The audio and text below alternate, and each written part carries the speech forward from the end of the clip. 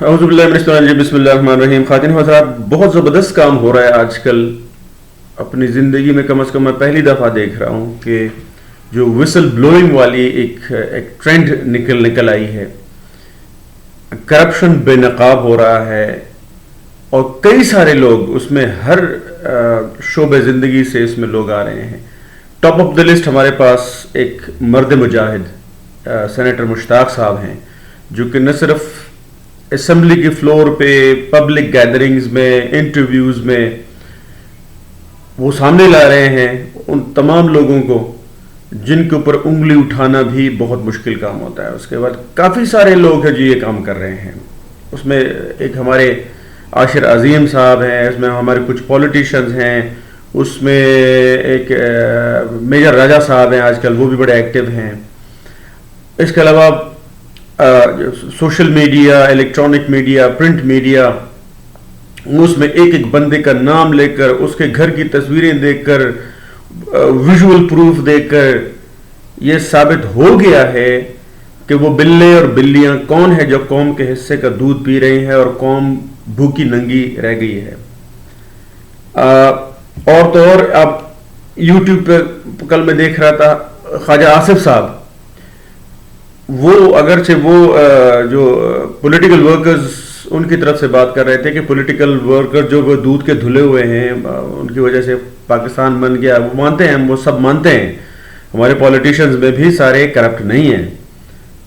وہ کہہ رہے تھے کہ ایک بیوروکریٹ کی بیٹی کی شادی تھی، اس میں کروڑوں کی سلامی اکٹھی ہو گئی تھی. کرپشن اکٹھی، مطلب وہ ہو گئی تھی سلامی کے نام پہ، لوگ اس کو رشوت دے رہے تھے. ظاہری بات ہے یہ، میرے خیال میں یہ ہے سٹیپ 1.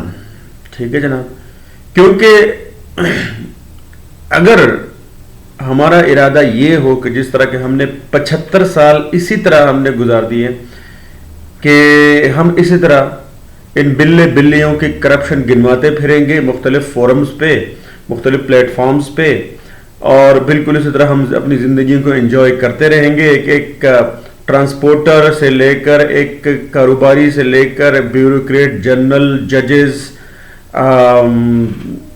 سرکاری جو ملازمین ہیں، بیوروکریسی ہے، ان کے اگر ہم اس طرح گناہ اگر گنواتے رہیں گے اور اس طرح زندگی کی نیا چلتی رہے گی تو بھائی میرے پھر اس سلسلے کو یہیں پہ روکنا چاہیے، کیونکہ اس کا کوئی فائدہ کوئی نہیں ہے.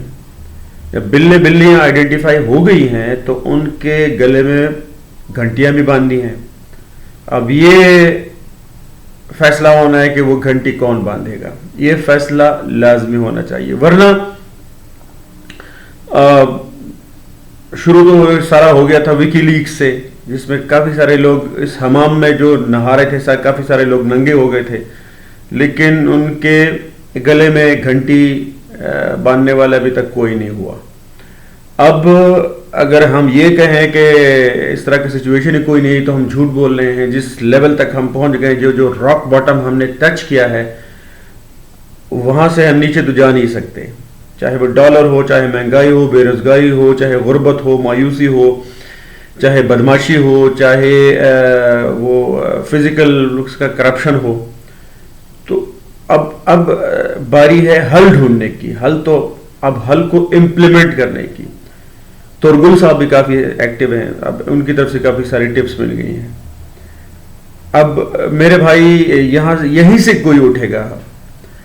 اللہ تعالیٰ نے باغ ڈور اور جو اختیار ہے وہ ہم جیسے انسانوں کے، گناہ گار انسانوں کے ہاتھ میں دے دیا ہے کہ اب ہم نہ ہو جس کو خیال اب اپنی حالت کے بدلنے کا تو وہ کہیں اور سے کوئی نہیں آئے گا.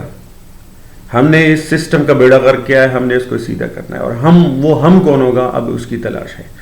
کوشچن میں نے فلوٹ کر دیا ہے، اب اس کو سوچنے والے، میرے خیال میں امپلیمنٹ کرنے والے کافی سارے لوگ ہیں.